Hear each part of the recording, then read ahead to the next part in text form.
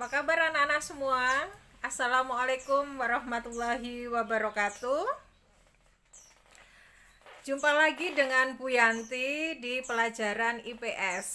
Sebelumnya Ibu akan menyampaikan selamat bagi kalian semua yang telah naik di kelas 8. Jangan lupa tingkatkan belajar kalian dan ibadah kalian.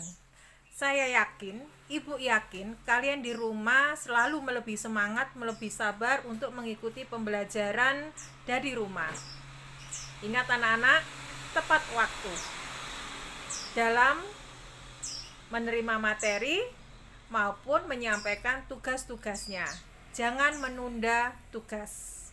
Baiklah anak-anak, ini adalah pelajaran IPS di kelas 8 semester 1. Kalian semua sudah kenal dengan Bu Yanti. Itu Bu Yanti anak-anak, Bu Yanti rindu sekali dengan kalian semua. Pada materi kali ini, Ibu akan membahas tentang bab 1, interaksi keruangan dalam kehidupan di negara-negara ASEAN. Mengenai negara-negara ASEAN. Jadi di sini kalian mengawali yaitu mengenal negara-negara ASEAN. Bab pertama, interaksi keruangan dalam kehidupan di negara-negara ASEAN. Tujuan pembelajaran hari ini anak-anak, setelah membaca teks negara-negara ASEAN, siswa mampu menjelaskan letak geografis, posisi geografis, kondisi keruangan negara-negara ASEAN secara tepat. Setelah berdiskusi dengan keluarga maupun dengan teman-teman melalui grup WA, kalian semua akan mengenal kerjasama antar negara ASEAN, mengidentifikasikan pengaruh kerjasama antar ruang negara-negara ASEAN. Setelah melakukan pengamatan interaksi keruangan di negara-negara ASEAN dengan cara meningkatkan literasi baca kalian dengan buku paket yang sudah kalian pinjam dari perpustakaan, buku IPS, siswa mampu menganalisa pengaruh interaksi keruangan terhadap kehidupan di negara-negara ASEAN. Ingat anak-anak, tingkatkan literasi baca kalian di buku paket kelas 8 bab 1. Dalam materi kali ini, awal kita mengenal negara-negara ASEAN dulu. Berikutnya, interaksi antar negara di kawasan ASEAN. Selanjutnya, pengaruh interaksi keruangan terhadap kehidupan di negara-negara ASEAN. Perhatikan di situ anak-anak, Ibu menampilkan bendera negara-negara ASEAN. Nah, di situ Ibu tidak mencantumkan negara-negara mana saja. Ibu akan persatu akan mengulas ya. Perhatikan anak-anak. Yang pertama, kita tampilkan Indonesia dengan lambang burung Garuda. Ya. Indonesia memiliki iklim tropis, terletak di antara benua Asia dan benua Australia, serta Samudra Hindia dan Samudra Pasifik. Contoh, kerjasama dalam bentuk organisasi antara lain ASEAN, PBB, GNB. Anak-anak semua, jumlah penduduk Indonesia tahun 2020 sekitar 269,9 juta jiwa. Sumber dari Supas. Anak-anak, perlu diingat, komoditas ekspor meliputi gas alam, hasil hutan, tekstil, serta hasil pertanian dan peternakan. Komoditas impor meliputi minyak dan perlengkapan. Sekarang negara yang kedua, Brunei Darussalam. Brunei Darussalam terbagi menjadi dua wilayah, wilayah timur dan wilayah barat. Iklim di Brunei Darussalam sama seperti iklim di Indonesia anak-anak, yaitu iklim apa? Iklim tropis. Pada tahun 2017, jumlah penduduk Brunei Darussalam itu sekitar 428,697 juta jiwa. Tingkat pertumbuhan penduduknya adalah 1,9%. Berikutnya, komoditas ekspornya adalah minyak mentah, olahan minyak bumi, dan gas alam cair. Komoditas impornya yaitu mesin-mesin, peralatan transportasi, dan bahan-bahan kimia. Organisasi kerjasama multilateral yang diikuti Brunei Darussalam antara lain WTO, G7, OPEC, dan OKI. Paham ya anak-anak ya? Nanti bisa kalian baca sendiri tentunya. Berikutnya adalah Filipina. Filipina memiliki banyak gunung api aktif anak-anak. Filipina memiliki iklim tropis panas yang dipengaruhi angin muson. Pada tahun 2017, jumlah penduduk Filipina sekitar 104.918.90 jiwa. Ya. Berikutnya komoditasnya, pertanian tersebut antara lain beras, kelapa, tebu, jagung, pisang, nanas, mangga, daging sapi. Terus komoditas industrinya apa Filipina? Meliputi peralatan elektronik, tekstil, obat-obatan, kimia, dan mebel. Filipina tergabung menjadi anggota ASEAN, organisasi kerjasama multilateral yang diikuti oleh Filipina antara lain WTO, APEC, OPEC, dan OKI. Paham? Ya, lanjut. Berikutnya adalah negara Kamboja. Kamboja itu memiliki iklim tropis juga. Kamboja memiliki bentang alam khas, yaitu hampir menyerupai piring. Tahun 2017, jumlah penduduk Kamboja sekitar 16.537.3 jiwa. Perekonomian Kamboja bertumpu pada sektor pertanian dengan sistem pengolahan tradisional.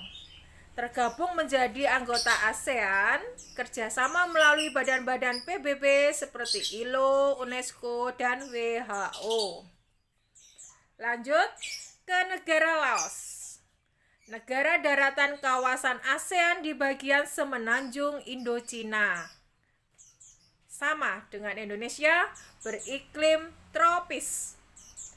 Tahun 2017, penduduknya Laos sebanyak 6.858.160 jiwa. Terus komoditas ekspornya apa saja? Biji timah, kayu, kapas, kopi, dan lain sebagainya.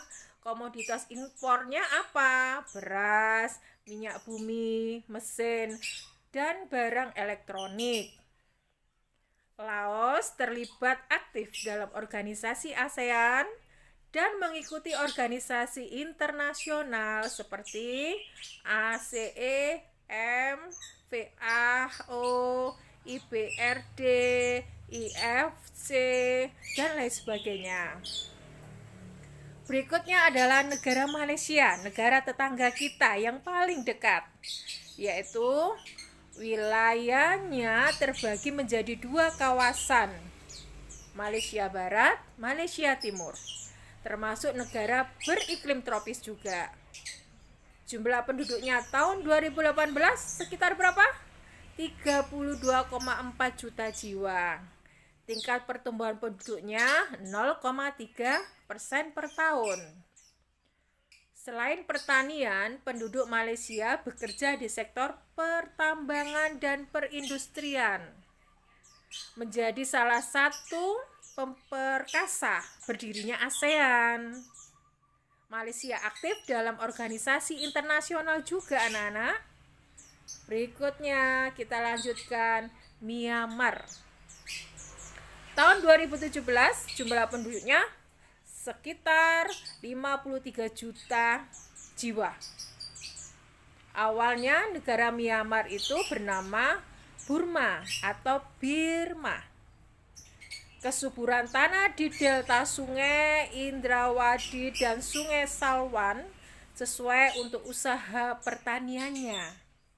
Menjadi anggota banyak sekali di situ anak-anak. Berikutnya wilayah selatan beriklim tropis, wilayah utara beriklim subtropis. Nanti bisa kalian cari literasinya di buku paket ya. Berikutnya negara Singapura. Nah, lambangnya majulah Singapura. Singapura menjadi satu-satunya negara maju anak-anak di ASEAN. Nanti Indonesia akan menuju ke sana anak-anak ya. Negara yang memiliki luas daratan yang sangat sempit. Singapura memiliki iklim tropis juga. Ya. Penduduknya tahun 2017 sekitar 5 juta jiwa. Sedikit ya Bu? Iya. Sesuai dengan luas daratannya.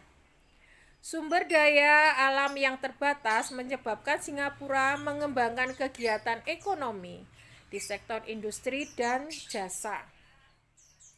Salah satu negara pemarkasa ASEAN juga, Singapura mengambil banyak peran di dalam berdirinya ASEAN. Lanjut, berikutnya negara Thailand. Nah, itu lambangnya ya anak-anak ya, gagah perkasa.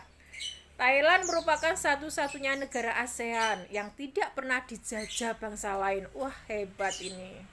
Wilayah Thailand beriklim tropis juga. Tahun 2017 jumlah penduduknya berapa? Sekitar 69 sekian juta. Hasil pertanian utamanya adalah padi yang menjadi komoditas ekspor negara Thailand. Thailand termasuk salah satu negara peprakarsa ASEAN juga dan mengikuti organisasi internasional lainnya. Banyak kan di situ juga. Berikutnya anak-anak negara Vietnam. Negara Vietnam ini berada paling timur di semenanjung Indochina. Tahun 2017 penduduknya sekitar 95 juta sekian juta. Cuaca di Vietnam terbagi menjadi 4 anak-anak. Ya, yaitu apa saja? Silakan dibaca itu ya. Komoditasnya ekspor utama antara lain adalah beras, karet, kopra dan lain sebagainya. Vietnam Vietnam tergabung menjadi anggota ASEAN juga dan mengikuti organisasi internasional juga. Banyak juga itu Vietnam ya. Terus berikutnya ini anak-anak. Tadi Bu Yanti sudah panjang lebar membacakan PowerPoint yang Ibu buat. Kalian juga mengulangi nanti ya membaca PowerPoint dari slide 1 sampai slide 15 dibaca perlahan. Di samping itu kalian kuatkan dengan buku paket kelas 8. Ya, buku paket kelas 8 bab 1 pada sub A. Sekarang kita akan menuju ke latihan. Loh Bu, latihan jangan, kita harus tetap semangat anak-anak ya, tetap semangat dan melebihi sabar. Latihan ini mudah sekali karena kita sesuaikan dengan kondisi saat ini anak-anak. Cari informasi tentang persebaran update, persebaran terbaru, terkini yang namanya virus corona.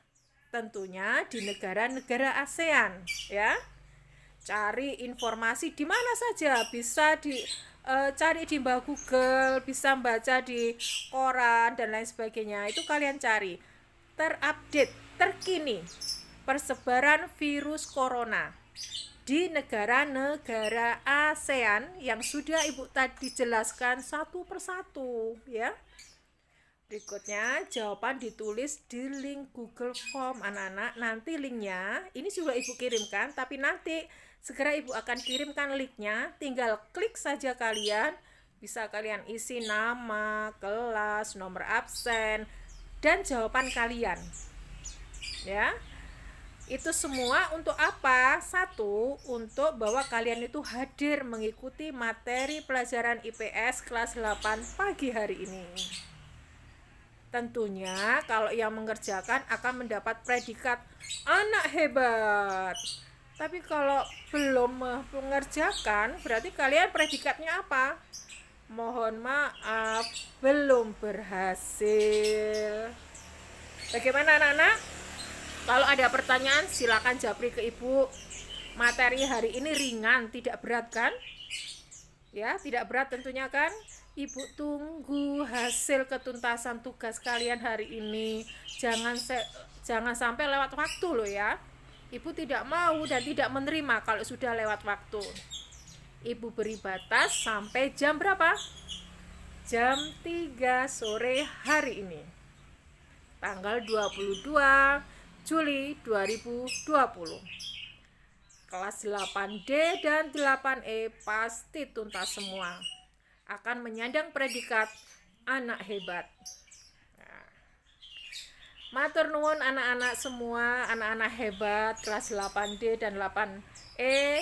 Materi pagi hari ini sudah Ibu sampaikan dan kalian bisa mengulangi membaca slide PPT yang Ibu kirimkan ya. Terus kalian kerjakan tugasnya dengan senang hati tentunya, dengan senyum tentunya ya. Matur nuwun anak-anak, tetap rajin belajar meskipun belajar dari rumah ya. Selalu lakukan perubahan kecil ke arah yang lebih baik. Paham? Terima kasih. Sampai berjumpa pada minggu depan dengan materi yang beda. Tentunya dengan materi yang menyenangkan. Wassalamualaikum warahmatullahi wabarakatuh.